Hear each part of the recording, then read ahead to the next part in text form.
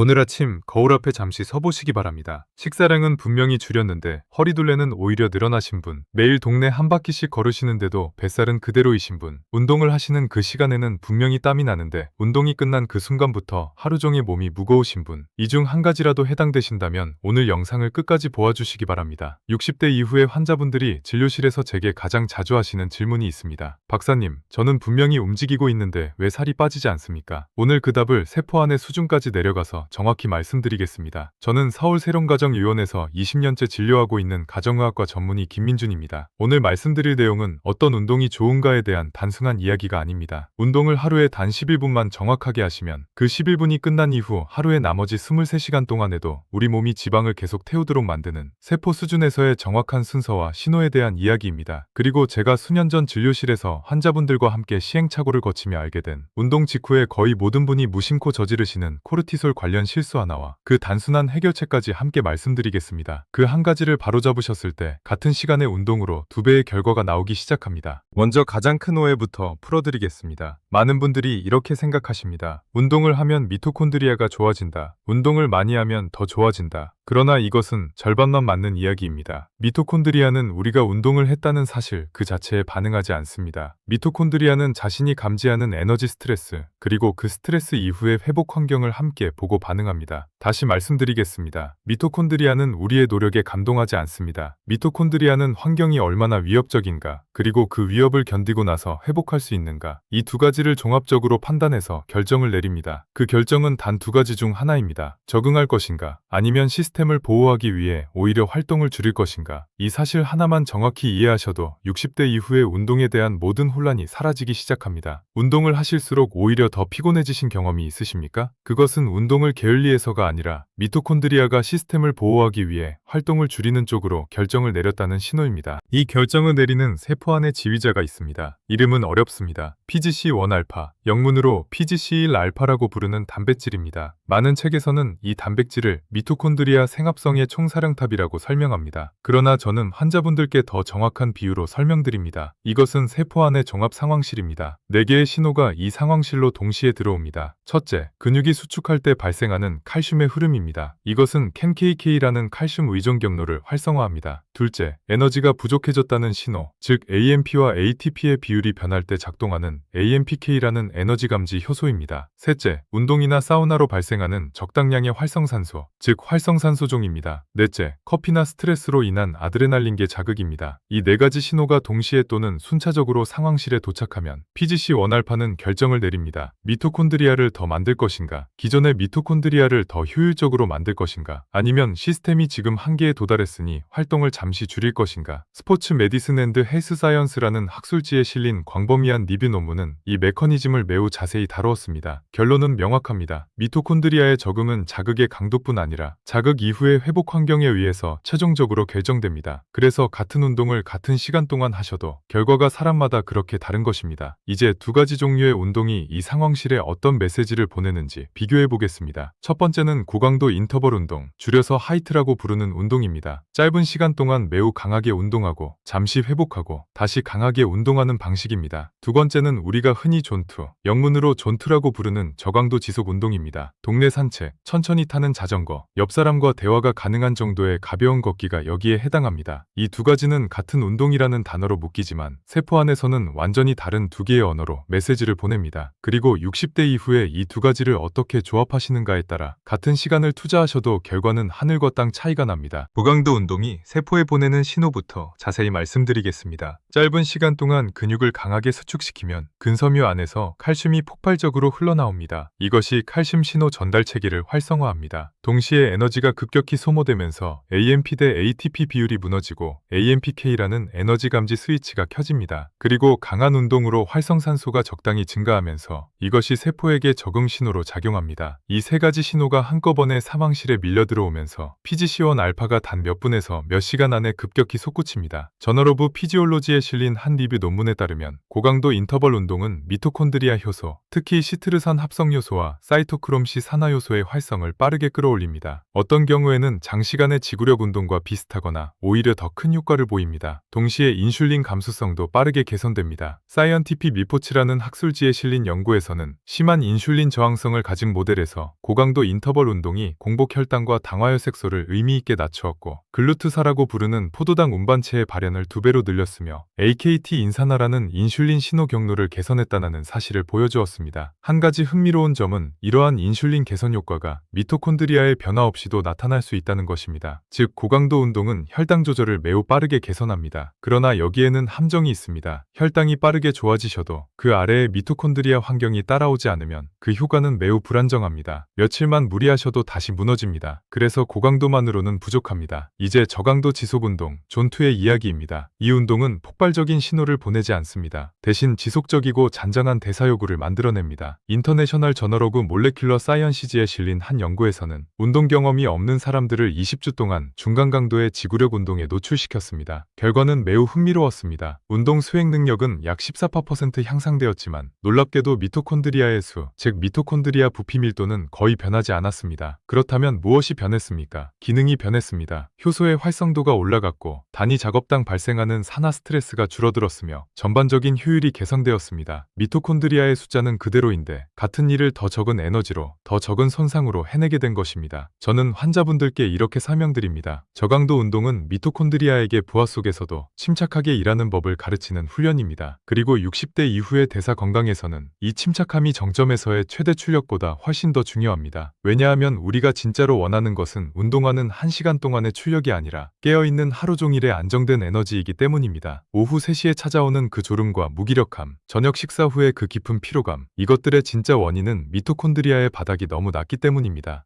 여기에 한 가지 더 깊은 층이 있습니다. 프론티어스 인 피지올로지라는 학술지에 실린 연구는 미토콘드리아의 수뿐 아니라 미토콘드리아의 역동성, 즉 융합과 분열이라는 과정을 살펴보았습니다. 미토콘드리아는 고정된 작은 알게니가 아닙니다. 미토콘드리아는 서로 합쳐졌다가 다시 나뉘는 살아있는 그물망입니다. 융합이 활발해지면 어떤 일이 일어납니까? 손상된 미토콘드리아가 건강한 미토콘드리아로부터 자원을 빌려와서 스스로를 복구할 수 있습니다. 에너지 생산도 안정됩니다. 저는 이 융합 과정을 진료실에서 이렇게 비유합니다. 오랜 세월을 함께 사신 노부부가 서로 의지하는 모습과 같습니다. 어느 날은 한쪽이 기운이 없으시면 다른 한쪽이 도와주시고 다른 날은 그 반대가 됩니다. 그렇게 서로 자원을 나누면서 두 분 모두 견뎌내십니다. 미토콘드리아도 똑같습니다. 그리고 이 융합 능력은 저강도 지속운동에서 더 잘 발달합니다. 반면 고강도 운동은 호흡사슬 단백질과 복합체 일의 활성을 빠르게 끌어올립니다. 두 가지 운동은 서로 다른 일을 하고 있는 것입니다. 그래서 어느 한쪽만 하시면 절반의 효과만 보십니다. 이 지점에서 자동차 비유를 하나 들어드리겠습니다. 환자분들이 가장 빠르게 이해하시는 설명이기 때문입니다. 고강도 운동은 엔진의 마력을 올리는 일입니다. 저강도 운동은 그 마력을 견딜 수 있도록 배선을 정비하고 냉각 시스템을 보강하고 제동장치를 선보는 일입니다. 마력만 올리시고 냉각 시스템과 제동장치를 선보지 않으시면 어떻게 되겠습니까? 차는 빠르게 달리다가 곧 과열되어 멈춰서거나 더 심한 경우에는 사고가 납니다.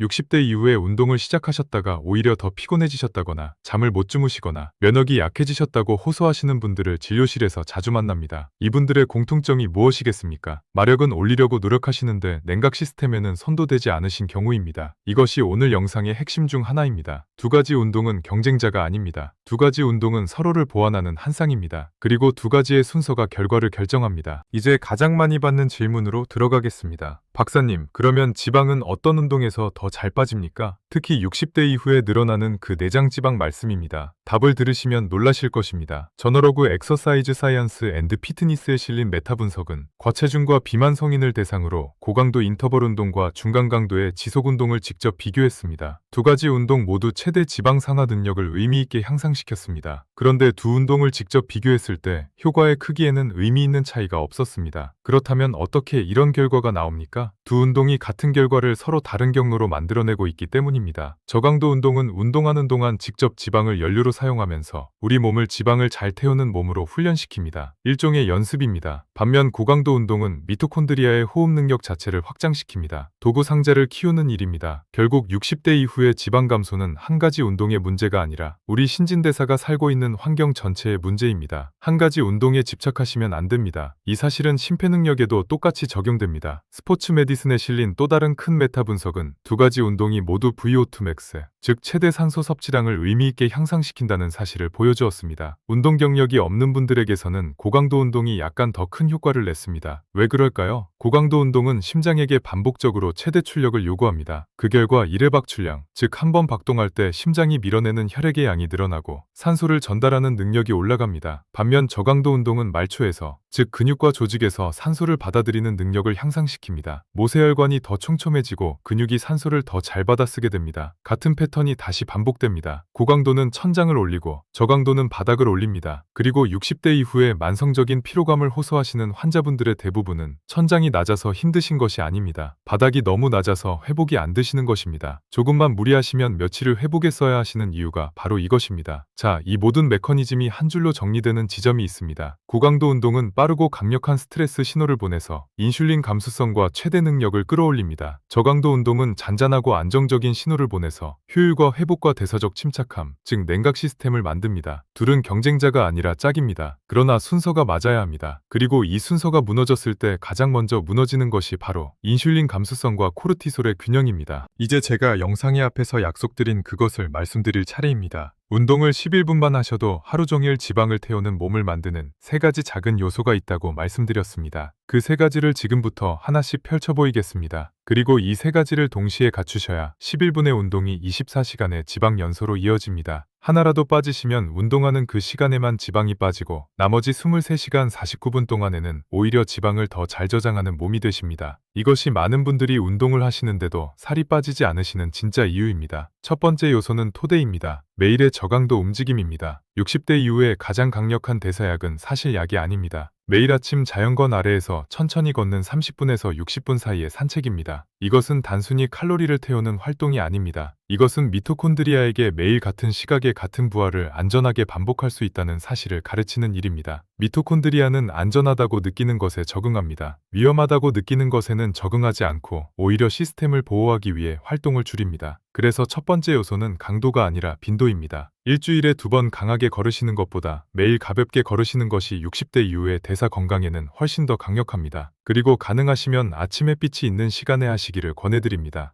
햇빛은 시상하부에 신호를 보내서 일주기 리듬을 정돈하고 그 결과 밤에 멜라토닌 분비가 안정되어 깊은 잠을 만듭니다. 깊은 잠은 그 다음날의 인슐린 감수성을 결정합니다. 즉 오늘 아침의 가벼운 산책은 오늘의 운동이 아니라 내일의 혈당을 위한 준비입니다. 강도는 옆 사람과 대화가 가능한 정도, 숨이 차지 않는 정도면 충분합니다. 그 이상은 오히려 첫 번째 요소의 본래 목적을 해칩니다. 두 번째 요소는 짧고 정확한 고강도 자극입니다.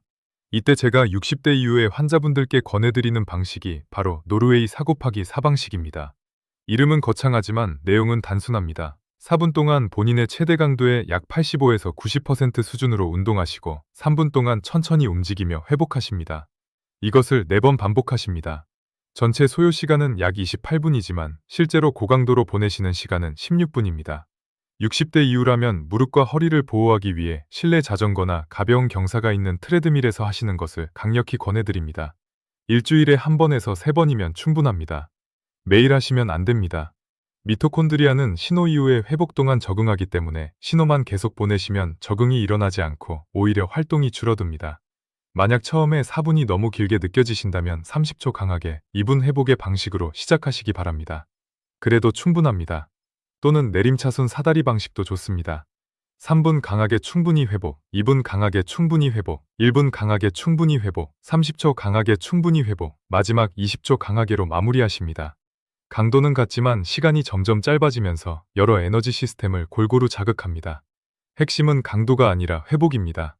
강하게 가는 구간보다 그 사이에 충분히 쉬는 것이 더 중요합니다.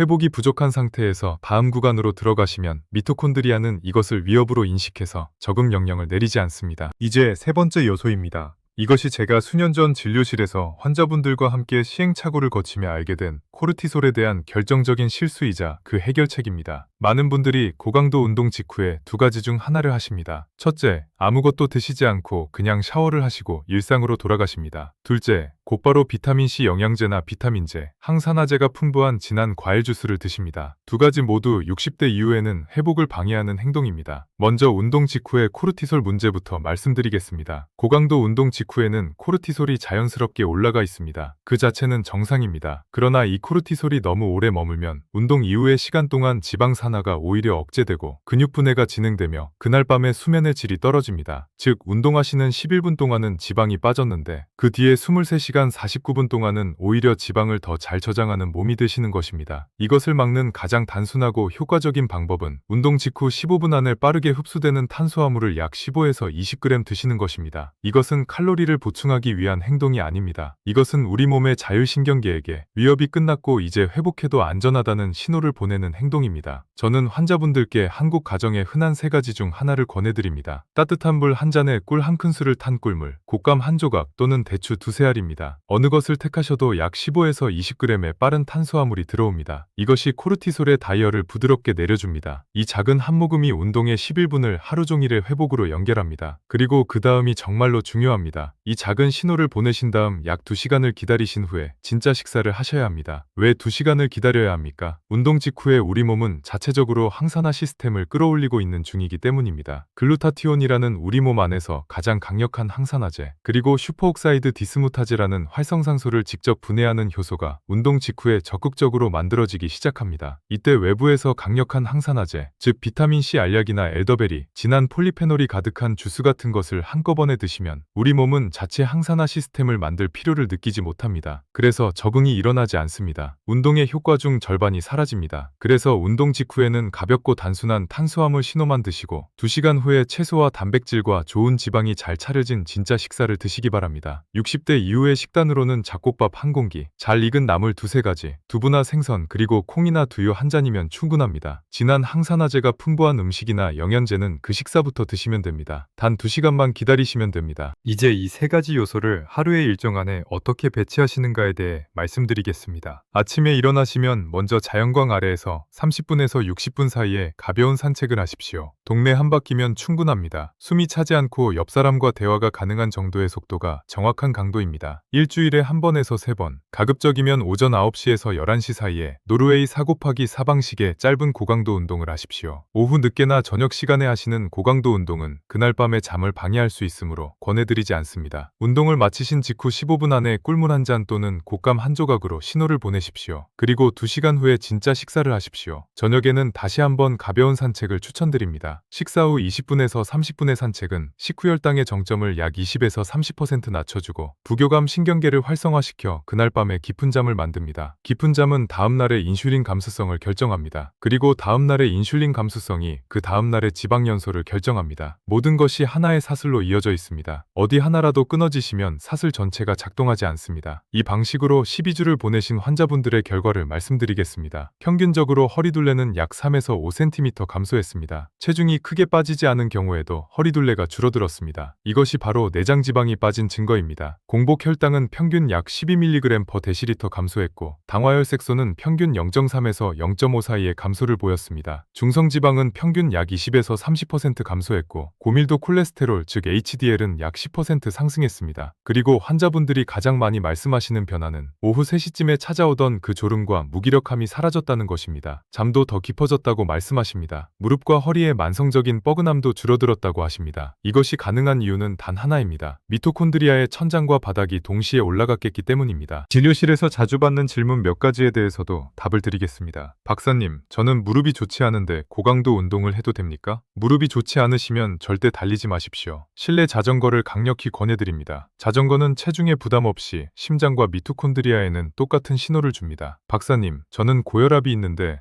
4분간의 고강도 운동이 위험하지 않습니까? 혈압이 잘 조절되고 있다면 오히려 도움이 되지만 반드시 본인의 주치의와 상의하신 후 시작하시기 바랍니다. 그리고 처음에는 4분이 아니라 30초부터 시작하시기 바랍니다. 박사님, 저는 단식을 하고 있는데 단식 중에 고강도 운동을 해도 됩니까? 짧은 단식, 즉 12시간 정도의 야간 공복 후라면 괜찮습니다. 그러나 24시간 이상의 긴 단식 중에 고강도 운동을 하시는 것은 60대 이후에는 권해드리지 않습니다. 코르티솔이 이중으로 올라가서 회복이 매우 어려워집니다. 박사님, 운동 직후에 꿀물이 살을 찌게 하지 않습니까? 15에서 20g의 탄수화물은 운동 직후에 근육이 즉시 흡수하는 양입니다. 지방으로 저장될 시간이 없습니다. 오히려 이 작은 한 모금이 그 뒤에 23시간 동안의 지방 연소를 지켜냅니다. 오늘 말씀드린 내용을 정리해드리겠습니다. 미토콘드리아는 우리의 노력이 아니라 우리가 보내는 신호와 그 이후의 회복에 반응합니다. 그 신호의 지휘자는 PGC1알파라는 단백질이며 이 단백질은 칼슘, 에너지 부족, 활성산소, 아드레날린계 신호를 통합해서 적응을 결정합니다. 고강도 운동은 천장을 올리고 저강도 운동은 바닥을 올립니다. 두 가지는 짝이며 순서가 중요합니다. 11분의 운동을 하루 종일의 지방 연소로 바꾸시려면 매일의 가벼운 산책이라는 2대, 일주일에 1번에서 3번의 노르웨이 4곱하기4 방식의 짧은 고강도 자극, 그리고 운동 직후 15분 안에 작은 탄수화물 신호와 2시간의 항산화 간격이라는 3가지가 함께 갖추어져야 합니다. 강도보다 일관성이 강합니다. 미토콘드리아는 안전하다고 느끼는 것을 반복할 때 적응합니다. 60대 이후라면 더더욱 그렇습니다. 다음 영상에서는 오늘 잠깐 언급한 식후 산책의 정확한 시간과 거리, 그리고 그 작은 산책이 어떻게 그날 밤의 깊은 잠과 다음날의 인슐린 감수성으로 이어지는지를 자세히 다루겠습니다. 그 영상도 이 채널에서 만나보실 수 있도록 구독을 눌러두시기 바랍니다. 저는 서울 세론가 정우원의 가정의학과 전문의 김민준이었습니다. 오늘도 자신의 몸을 잘 돌보십시오. 이 콘텐츠는 교육 목적으로만 제공되며 의학적 조언이 아닙니다. 건강, 식단 또는 약물을 변경하기 전에 반드시 담당 의사와 상담하십시오.